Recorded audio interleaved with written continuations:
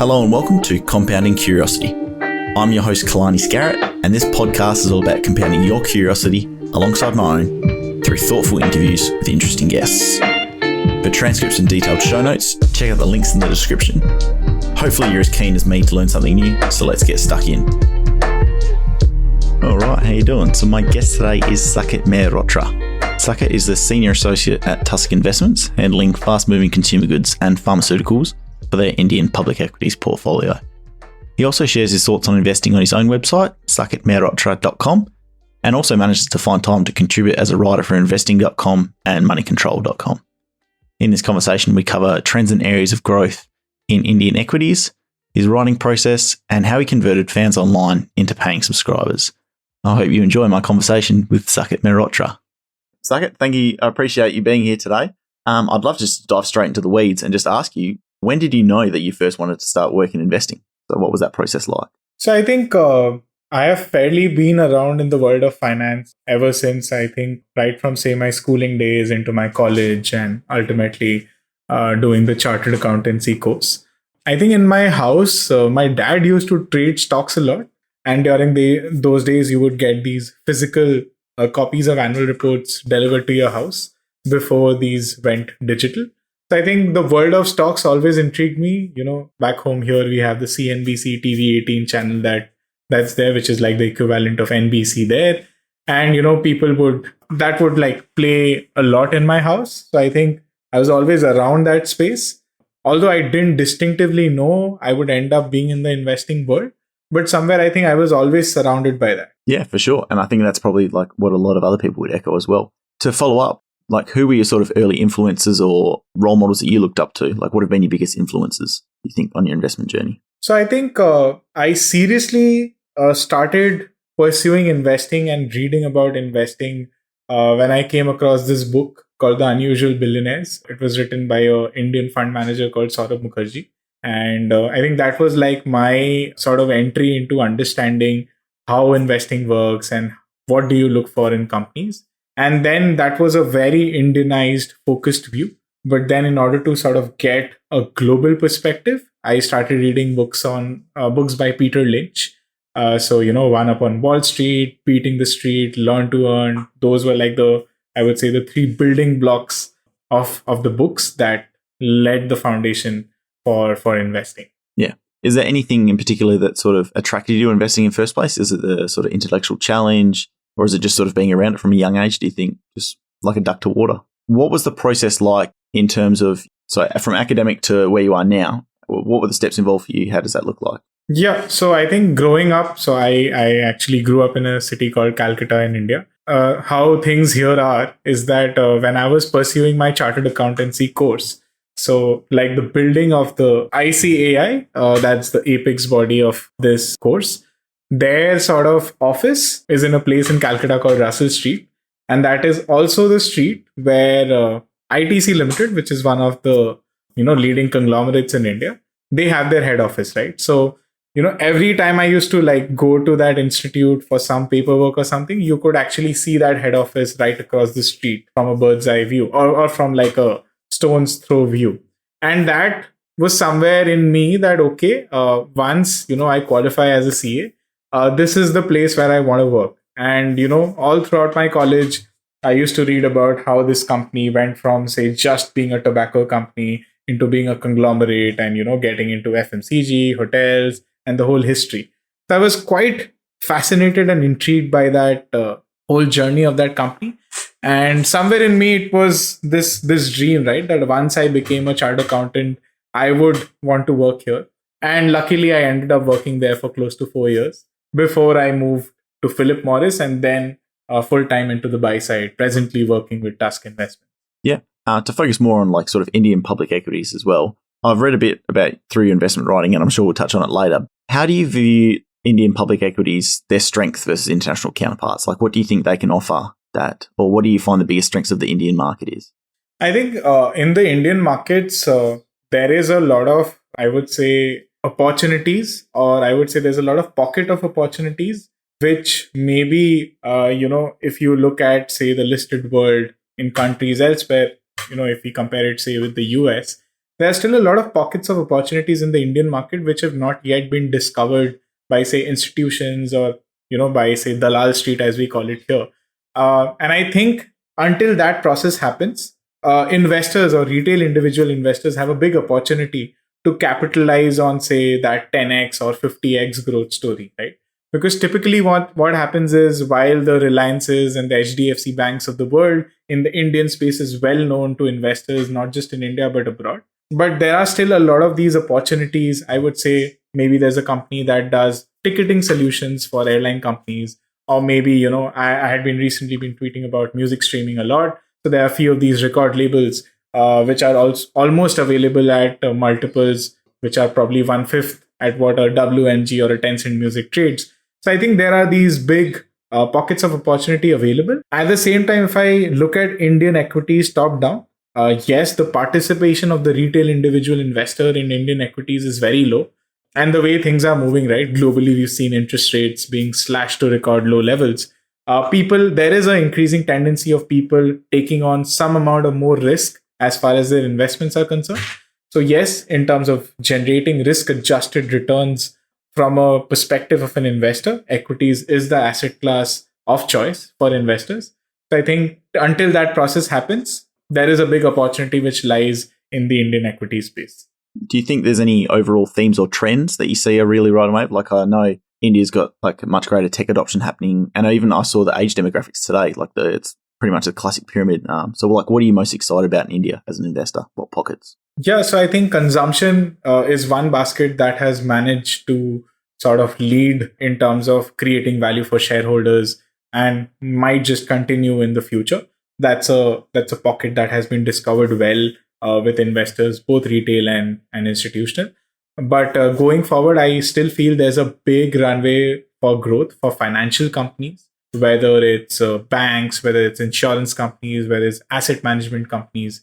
So these companies will have a big runway of growth, because even in India right now, even though as a country we have a very high saving rate compared to, say, other countries globally, most of those savings get channelized into real estate and gold. That those are like the two asset classes Indians love to put their money behind. As and when the financialization of those savings happen, I think these companies will have a big runway for growth ahead. That's a space I'm very excited about. And along with that, there is technology-led adoption that's happening. So whether it's getting access to a streaming service, Jio has sort of put the ground for these companies to thrive. So whether it's, say, companies going ahead which use technology to get to users, these companies will also sort of do well going ahead into the future. Yeah. You mentioned before the retail investor versus institutional. Do you think, what do you think some of the advantages or edges that retail investors might have in India? Is it just close to the boots on the ground to being a consumer, or? Yeah. So I think there are multiple things. I think the first thing is, as a retail individual investor, you might, as you said, right, you have boots on the ground. So you might as well discover a story very well in advance than, say, the institutional investor would. Because typically, an institutional investor would get interested irrespective of whatever sort of strata of market capitalization you're on. An institutional investor would typically invest in a company once it reaches a size, whether it's, say, $1 billion or $500 million. Until that happens, a retail individual investor, if he can get on in a story very well ahead of time and just stay invested in that, for him, maybe he can have exponential gains compared to, say, what an institutional investor would have. The other thing to sort of understand here is, an institutional investor is also answerable for performance, for yearly performances, for quarterly performances, right? And a lot of times the incentives of the whole asset management industry, whether it's a fund manager or whether it's a distributor, it's linked to the performances that you're able to deliver on a quarterly or an annual perspective, or a quarterly or an annual time frame. So there is also innate characteristic for you to keep churning your portfolio to ensure that you beat the benchmark indices, for you to cash in on your bonuses. Compared to that, a retail individual investor need not have these sort of, I would say, triggers or benchmarks to meet. So there could be a possibility that you hold on to a stock for 4 years, it moves nowhere, and in the 5th year, it just goes 10x or 15x and you've made your money. again, this is all of this is, I'm talking about the bull case scenario. So there can also be a bear case scenario. Maybe you got the assumption so wrong that no one ever got interested in it and the stock never moved, right? It's important to have a balance of the two.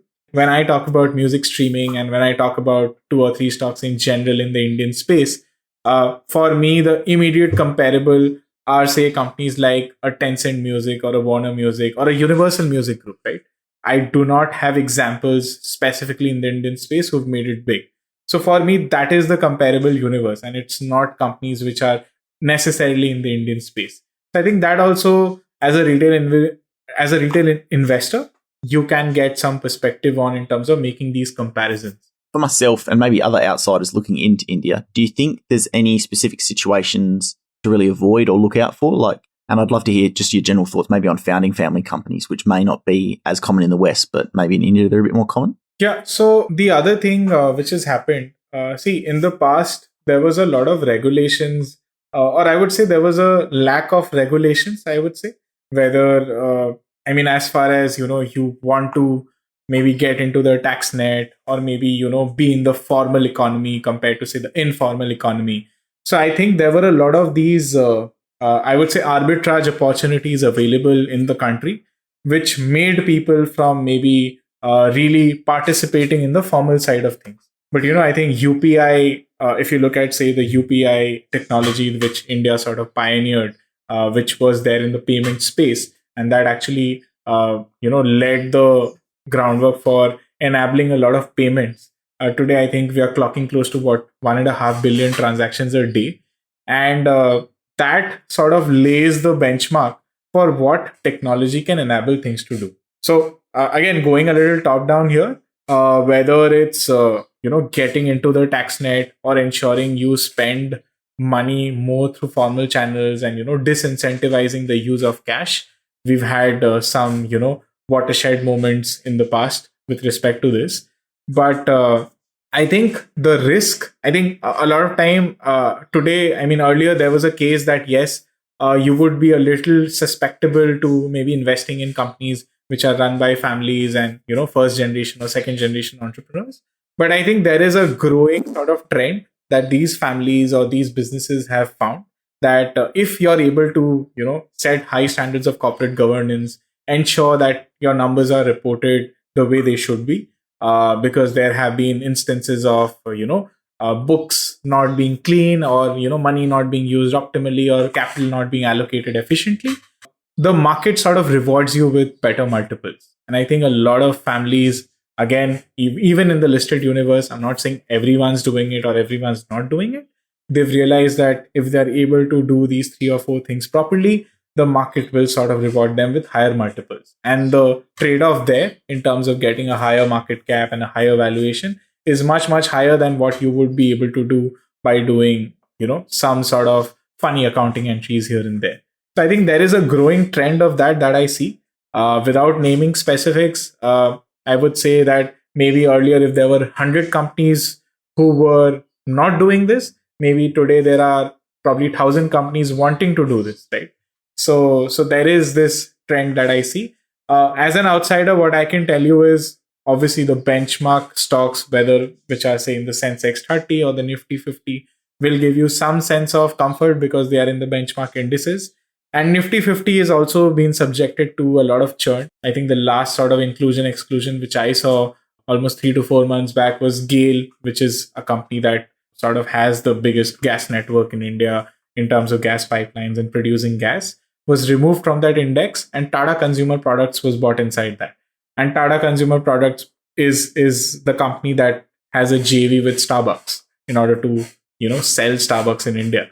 So those are the companies you would ideally want to look at because these companies would want to look at India for their next leg of growth as, say, developed economies or developed markets saturate. When you spoke about the Nifty 50, but how do you view, is market cap in terms of investing, is that ever a restriction or for you, or how do you view market cap when investing in a company? Is there any limits you won't go below or above, or? Yeah, so typically I'm quite agnostic that way. I can, again, for the purpose of putting the disclaimer out, Kalani and I would probably name certain stocks or certain sectors. These are not investment recommendations. I'm not a SEBI registered investment advisor, so please do not construe this as investment advice. And please do your own due diligence before you invest your money. So I think, Kalani, to answer your question, yes, typically I do not have any preset rules or criteria that I'll only look at this market cap, because there's this big trade-off, right? So if you were to use a private equity mindset in public markets, and what do private equity guys do? They want 10x, 20x, 100x returns. You may not be able to do that by buying, say, a Reliance or a HDFC Bank, right? These stocks could maybe give you some level of, I would say, comfort or sense as far as maybe protecting the downside risk is concerned. But maybe on the upside, you may have some sort of comfort that you might beat inflation year on year by the risk that you're taking in.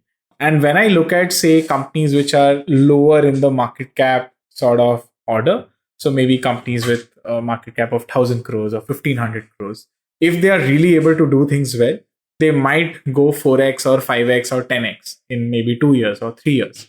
So my portfolio typically has a mix of these stocks, whether it's the fund that I'm managing or whether it's my own personal investment portfolio.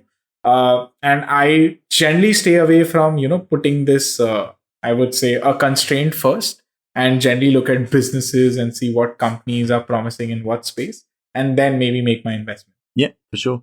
To do a slight sort of pivot, I'd love to hear, because you write on your own website and you've written for investing.com and moneycontrol.com. I'd love for you to tell me just when you decided you wanted to write. Was that a sort of natural process for you, or was it a big decision to just write in public? How did you go about it? I had been writing for quite some time in college. In my college magazine, I think I'd written 2 articles. That was probably, I would say, the groundwork for when I knew that I could write, right? And after that, I used to write a lot, but these used to be just random Word documents saved in my computer, never sort of published anywhere.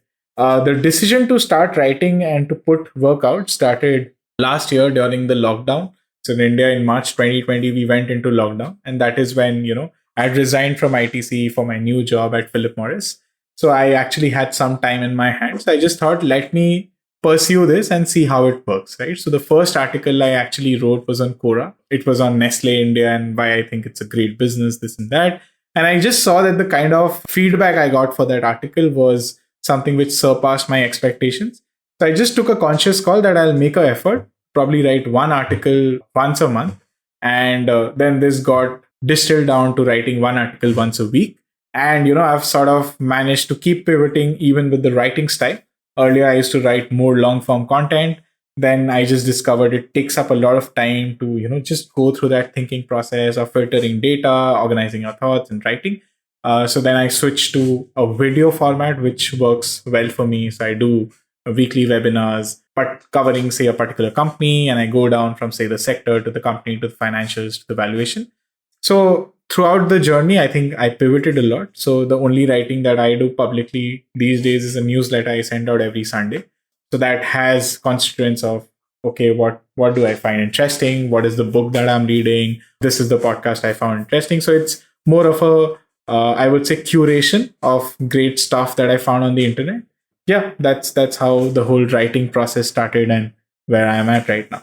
Yeah, to sort of follow on with your curated content, what does your information diet look like? Like, where are you looking and what do you find most valuable online or wherever? So I'm still a little old school there. I still prefer reading the physical newspaper because I feel it's just free from all distractions. I just can't read news on the web or on my mobile phone. I have no news apps on my mobile phone. Sounds a little 1950 in the world of 2021, but I've stick to that, and that is something which has managed to work well because it allows me to sort of think and actually put on my thinking caps when I'm reading.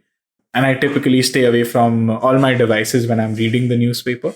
So that allows me to also relate things, right? So say, for example, there was an article recently that Carlyle was Carlyle, which is again the global sort of private equity company. They were investing in a company called PNB Housing Finance in India.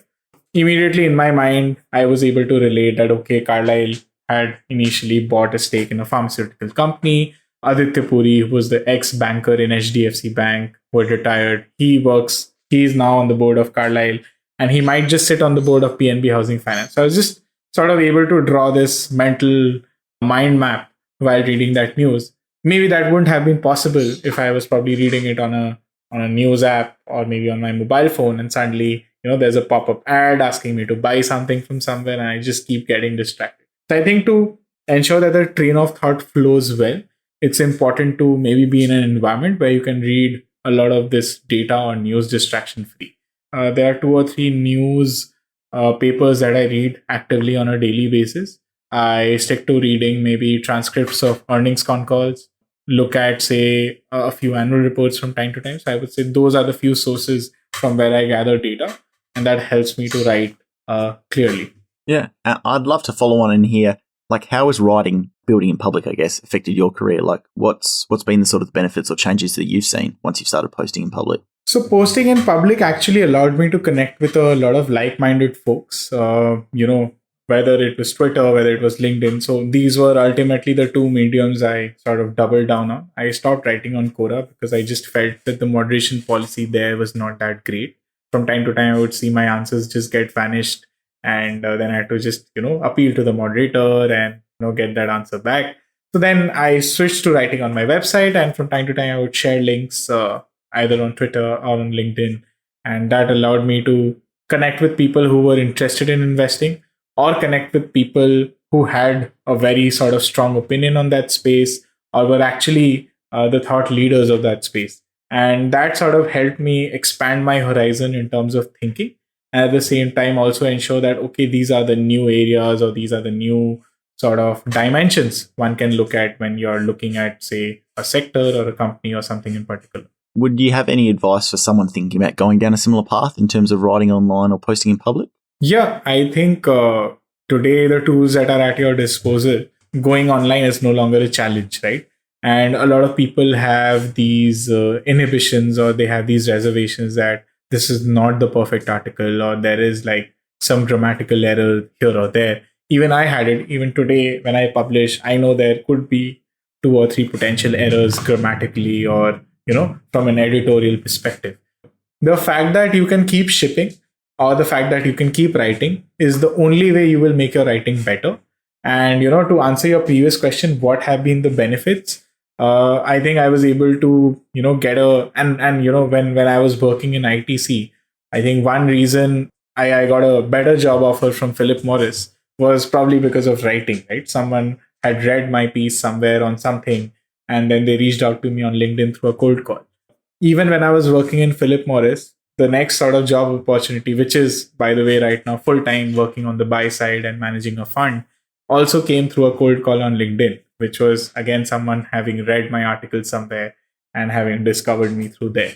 So I think once you start putting your work out in the public, I mean, do not think of what the downside is. The downside could be, 1 or 2 trollers might just write something here and there. And that might just, affect you negatively. But the risk which is there is so less to the benefits that can potentially come from there, right? Whether it was my article getting published in investing.com, or me writing a guest piece for Money Control, or me ending up giving an interview with a Turkish news channel, right? So all of those things wouldn't have had been possible if maybe I had not put out my work in public. So I think that those benefits far outweigh from what the potential risks that can come.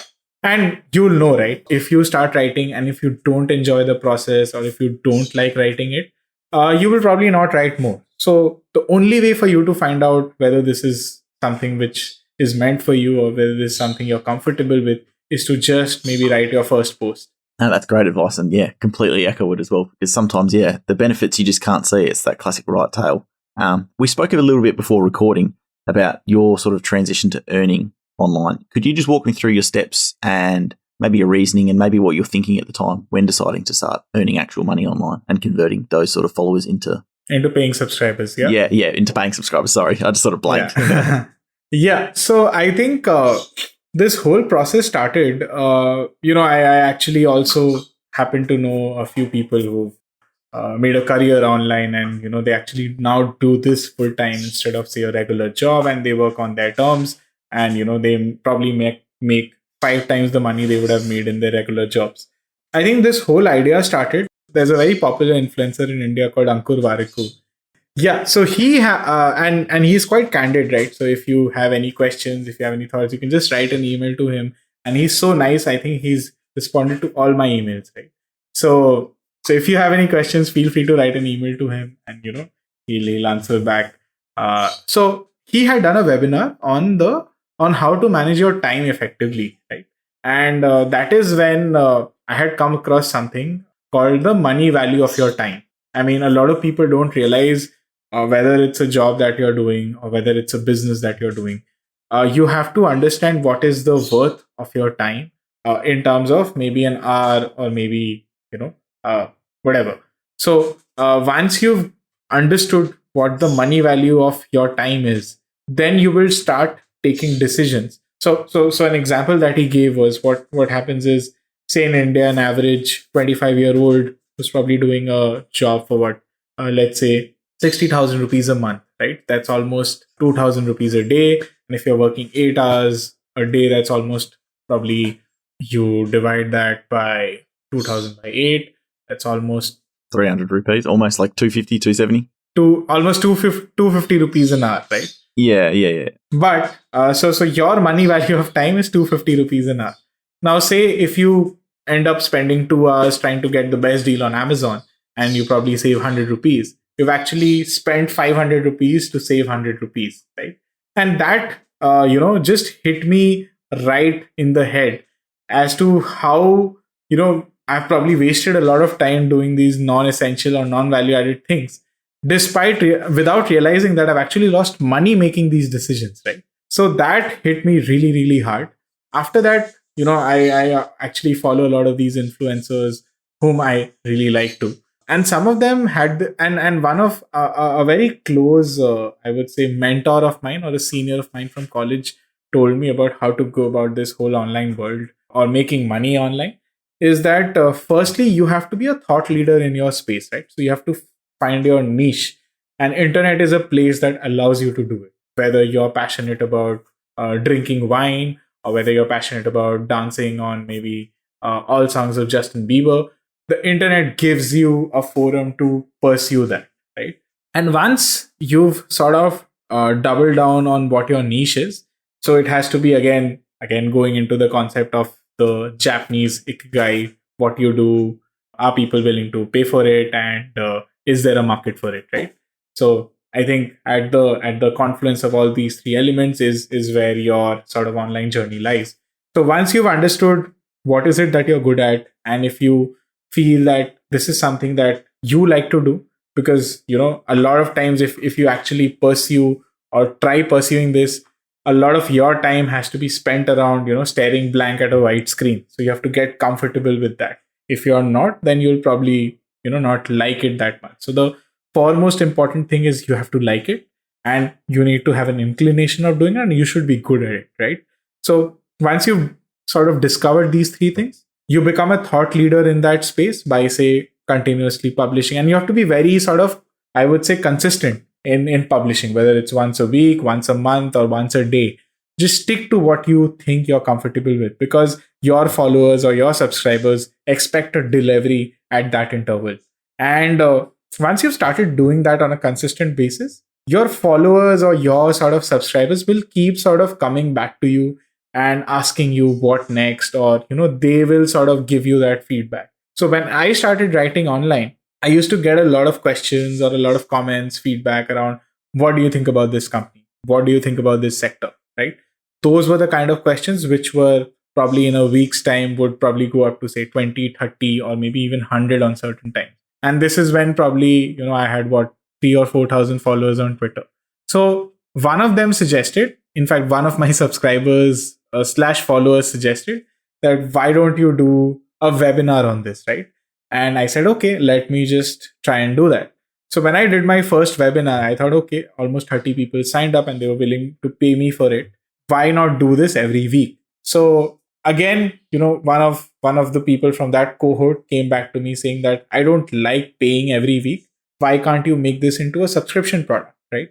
And this is where I could, relate to what this mentor of mine from college told me, is that when you start putting your work out and when you maybe start monetizing, your subscribers will ask you for your $1 product. Once you've given them your $1 product, they'll ask you, where's my $10 product? And once you've probably upgraded them to $10, they'll ask you, where's my $100 product? So maybe for me, the scheme right now, or I would say this whole journey would be, say, a weekly webinar series to maybe, working as a consultant with them. So that in terms of the money value of time is actually probably, upgrading them from say 400 to 4,000 to maybe 40,000, right? So that's the sort of journey I would want them to take if they're willing to maybe get into say more high value output with respect to say the time they are investing in it.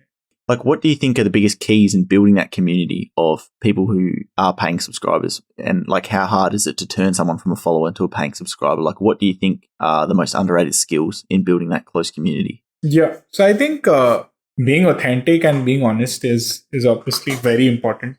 You cannot be person A in front of the camera and be person B behind a community, because that's quite important. And see, the people who are ending up paying subscribers to whatever product you're trying to sell, it could be a subscription, it could be an actual product, is that people are paying you because they have a certain degree of trust on you, right?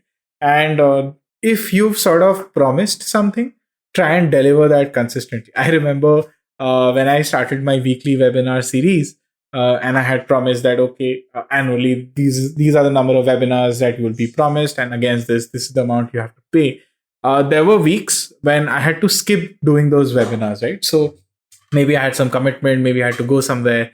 Then I probably thought that, somewhere in my head, I realized that I'm probably taking my subscribers for granted.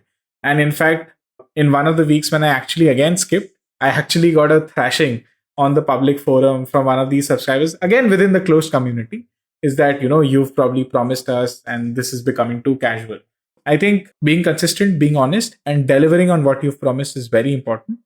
Because see, once someone has started paying you, they already have a certain degree of trust on you. So someone would probably not pay you right away. They'll probably follow you on Twitter, or they'll probably be a free subscriber, try and read your stuff. And if they see that, okay, it's valuable, let me just try and upgrade that to say what a paid product or what a premium product would look like, right? So I think that's quite important. Underrated skill here would be just to be consistent and just be authentic. No, I totally agree. I like Yen Liao, I remember saying, to finish first, you must first finish. Like, you can't, there's no way around it. You just got to get it done. I think that sort of lends in well to sort of my closing questions, and one of them. So, like, what plans do you see for yourself going forward? Like, in the next 5-10 years, like, what are you curious about? And how do you balance, like, sorry to tack so many questions in here, but managing the buy side versus working for yourself as well? Like, where do you see your future sort of lying? Like, how do you want to go about it? So presently, I'm still sort of exploring things, not too sure. I'm just wanting to take this maybe, one step at a time. Right now, maybe what I'm doing actually complements each other. So, I am actually full-time in the fund management space in the buy side. And what I probably write is around markets and equities, right? So in a way, the two things actually complement each other.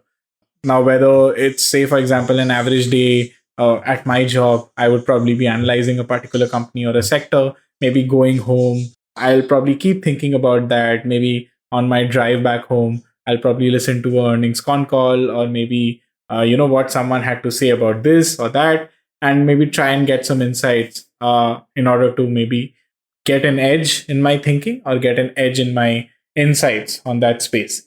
I don't have I would say, yes or no answer to that. Maybe somewhere in between. As long as I can see both of these complement each other, I don't see any reason of, choosing one over the other. No, I love your thoughts, because I'm a bit the same. I don't really quite know where things will lead, but sometimes you just gotta trust the process. Yeah. In terms of university age students, what do you think is the most undervalued life experience that they don't give weight to? Like, what's an underrated skill or experience that you think they should have, or they should be trying to get? So I think at the university grade, it's actually quite important. I mean, a sense of how the real world operates. Because, a lot of times, if I actually specifically talk about the investing world, a lot of things that I've actually learned in corporate finance are not sort of implemented when it comes to the investing world. So you actually have to unlearn a lot of things. At a university grad level, I would say that you have the opportunity or you have the freeway to explore different things. So back when I was in college, I was very passionate about marketing, and I would just spend my days or hours reading about what Ogilvy has said, or what, he sort of created this biggest advertising agency in the world. And I was so intrigued by that space. I would actually read about digital marketing. I would read about what CTA is, so on and so forth. But somewhere I would say that has given some sort of foundational layer when it comes to maybe what I'm doing in terms of writing today, right? And this is also what Steve Jobs talks about in his Stanford speech, right? It's that you keep doing what you like, and you can only connect the dots when you look behind, right? So looking forward, you'll never be able to connect the dots. I would say keep exploring whatever interests you. Just try and go deep, because you have the liberty or the freeway to do it. Don't undermine your health. Take your health seriously. Especially around fitness. It's important to inculcate that as a lifestyle habit, because later in life it kind of gets difficult to sort of put that into your life structure. And finally, try and do as many internships as possible. Try and explore how the corporate world works, if that is something that you're planning to get into. If not, say for example, you want to be an influencer, right? So that's like the new sort of thing that everyone wants to do. Maybe try and work with an influencer. Do not maybe think more about what that influencer is going to pay you, even if he pays nothing. Just the fact that maybe you can shadow with him and understand how his typical day looks like, you will probably get a sense whether you really want to do this or not. So I think that's sort of very important in terms of doing these shadow roles to understand how things work. Yeah, love it. And for my final question, but you also kind of touched on it there, where do you think the biggest opportunities lie for the youth today? Like if you're 18, where would you be spending your time, whether it be internships, travel, building technical skills? What would you be doing if you're 18 again? So I think the opportunities today, Kalani, I think there is no right or wrong answer to that. I think traveling or doing internships are important to increase your worldview, and getting a bigger worldview helps you think better and make better decisions, whether it comes to investing, whether it comes to your own life, maybe your health, your fitness, whatever.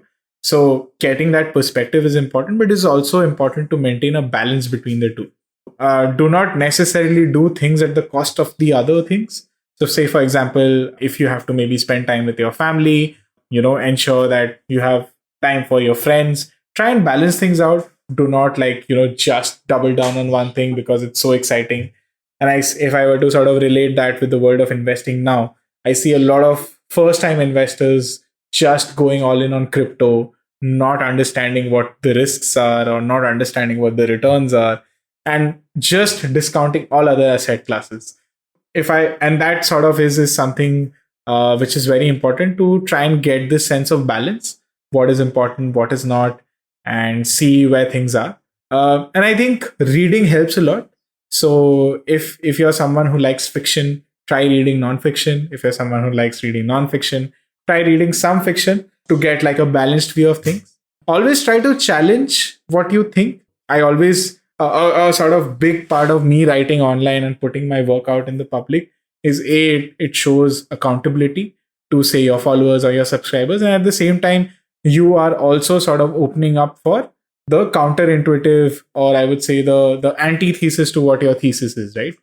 So that is also very important. In fact, even in my investing process, a lot of times if I'm sort of bullish on a particular stock or a sector, I make it a point that I read what the bearish report has to say, so that I don't have blind spots when it comes to investing. Yeah, no, I love that answer, and I've loved the whole conversation. So, Saket, I really appreciate your time today. It's been great. Thanks a lot, Kalani. Thanks for having me. I love this too. Yeah, no, I'll be happy to bounce on this again as well. That was great. I love that. If you enjoyed this podcast episode, be sure to check out the website compoundingpodcast.com. On the website, you'll find every episode complete with transcripts, show notes, and other related resources. Either way, links to all content mentioned will be in the description below. Also, be sure to sign up for my weekly newsletter, curated by Kalani, where I share what I've been reading, learning, and watching for that week. Same as the podcast, it's compressed to impress, and I aim for maximal return on your time invested. Sign up at kalanis.substack.com. So that's KALANIS.substack.com. You can also connect with me on Twitter at ScarrettKalani. But until next time, have a good one.